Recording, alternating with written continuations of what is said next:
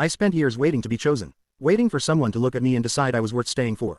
And while I was doing all that waiting, I never once stopped to notice that I had never made that decision for myself. That realization did not arrive gently. It arrived the way most important truths do, quietly, at the wrong time, when I was least prepared to receive it and most in need of hearing it. My name is Jordan. I am 31 now, and what I am about to tell you is something I spent a long time being ashamed of before I understood that shame was the least useful thing I could bring to it. I want to take you back to when I was 24. That was the year I started a relationship with someone named Callum, who was 27 at the time. He was confident in a way that felt magnetic when you were close to it. The kind of person who seemed to move through life without the constant internal negotiation that had always characterized how I moved through it.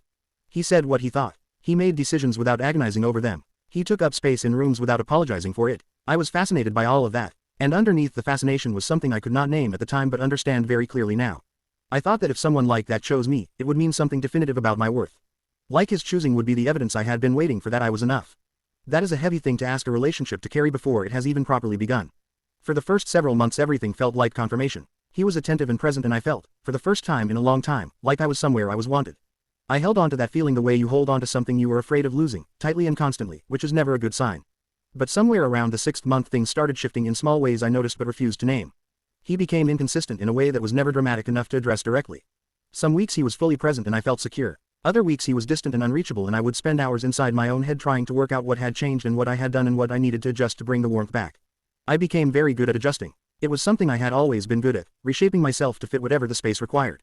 But I had never done it quite this consistently or this quietly in a relationship before. And the more I adjusted, the more I lost track of what my actual preferences were underneath all the adjusting. I stopped suggesting things I wanted to do because I was more focused on what he wanted. I stopped sharing certain opinions because I had learned which ones created distance and which ones did not. I stopped taking up the kind of space in the relationship that would have required him to accommodate me, because somewhere inside I had decided that being easy to be with was the price of being kept. I did not think of it in those terms at the time. I just thought I was being considerate, flexible, low maintenance, all the things I had been taught were good qualities in a person. But what I was actually doing was disappearing, carefully and completely, and I was doing it to keep someone close who was never fully present to begin with. The relationship ended after 14 months. Not dramatically. Callum told me one evening that he cared about me but did not think we were right for each other long term. He said it calmly and without cruelty, and I sat across from him and nodded and said I understood and held myself together until I got home. And then I fell apart in the specific way that only happens when you have been holding something very tightly for a very long time and suddenly there is nothing left to hold. But here is what I did not expect. The grief that came was not entirely about Callum. Some of it was, but underneath that grief was something older and more complicated. A grief about all the versions of myself I had quietly retired to keep him interested. A grief about the months I had spent monitoring his moods instead of paying attention to my own. A grief about how little I had prioritized myself throughout the whole thing, and how natural that had felt, and how that naturalness was the most troubling part of all. I had not lost just a relationship. I had lost track of myself inside it, and that loss felt bigger and harder to name than the relationship itself.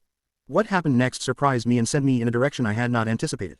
About 3 weeks after the breakup, I was sitting with my close friend Ren, who was 29, and she asked me something that I was not prepared for.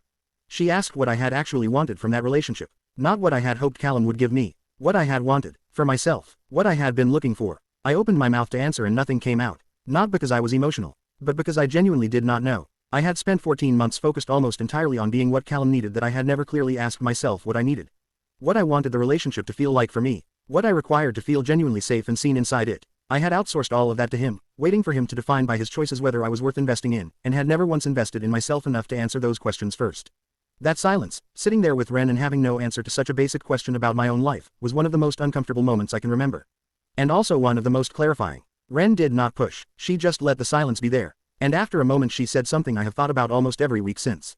She said that she had watched me in that relationship and seen someone who was working incredibly hard to be chosen, and she had wondered throughout whether I had ever thought about choosing myself first. I carried that question home with me, and I did not put it down for a long time, because the more I turned it over, the more I saw the pattern. Not just in the relationship with Callum. Across the whole of my adult life, I had always been oriented outward, always waiting for external confirmation of my own value. A friend who kept me close, a colleague who praised my work, a romantic partner who chose to stay. I had built my entire sense of self-worth on a foundation of other people's choices and it had left me in a permanent state of quiet anxiety because other people's choices are never fully in your control. I had never chosen myself. Not really. Not in the way that counts. Not in the way where you decide, without needing anyone else to confirm it, that you are worth your own time and attention and care.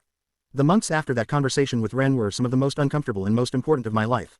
I started doing something I had never done consistently before. I started paying attention to my own experience as the primary thing, not as an afterthought to everyone else's. When I made plans I asked what I actually wanted to do, not just what would be most convenient or most palatable to whoever I was with. When I felt something in a conversation, I let myself feel it instead of managing it into something more acceptable. When I needed rest, I rested instead of pushing through to be available for something or someone else. None of these were dramatic changes. From the outside, my life probably looked similar. But on the inside, something fundamental had shifted in its orientation. I had turned to face myself for the first time in a long time. And what I found there was not the emptiness I had been half afraid of. It was a person who had been waiting patiently for exactly this kind of attention. I also had to do some uncomfortable work around why I had been so outwardly oriented for so long. Why validation from others had always felt more real and more reliable than anything I generated internally. Some of it traced back to early patterns I will not go into fully here. But the short version is that I had learned young that approval was something you earned rather than something you were simply given. And I had carried that lesson into every relationship and every room I had ever walked into, always performing, always adjusting, always waiting for the verdict. Unlearning that was slow. It is still slow. I will not pretend otherwise. But something I noticed, about 6 months into genuinely trying, was that the quality of my relationships started to change. Not because I had found better people, but because I was showing up differently. When you stop needing external validation as urgently, you stop performing for it. And when you stop performing, people get to actually meet you. And the ones worth having around will always find the real version more interesting than the managed one. I met someone new about a year after Callum. His name is Sam, and he is 30. I want to tell you that this story is not about him. It is important that you understand that, because the shift that happened in me had nothing to do with finding someone new and everything to do with what I had found in myself first. But I will say this. The difference between how I showed up in that relationship and how I showed up with Callum was stark enough that I could feel it clearly. I had opinions I shared. I had needs I named. I had limits I held without apologizing for them. I chose him consciously and clearly, not out of a desperate need to be chosen back, but because I had thought about what I actually wanted and he matched it in the ways that mattered.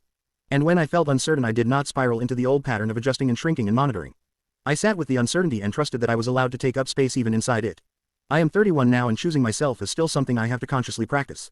It does not come automatically yet. There are still days when the old pull is there, the familiar orientation toward everyone else's comfort and approval and choices. But I notice it now, and noticing it means I can make a different decision. What I want to say to you, directly and simply, is this.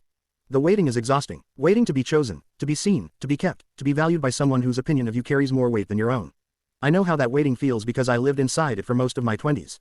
And I know how invisible it is, how it can look from the outside like patience or love or selflessness when on the inside it is just fear dressed up in gentler clothes.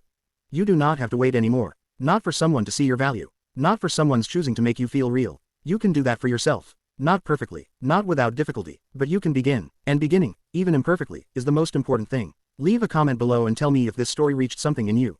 Tell me if you recognize the waiting and whether you have started, even in small ways, to choose yourself instead. This space is for that honesty, and it is safe here. If this story matters to you, share it with someone who is still waiting to be chosen. Like this video and subscribe to Untold Perspectives for more stories that go to the places most people feel but rarely speak out loud. You are worth choosing. Start there.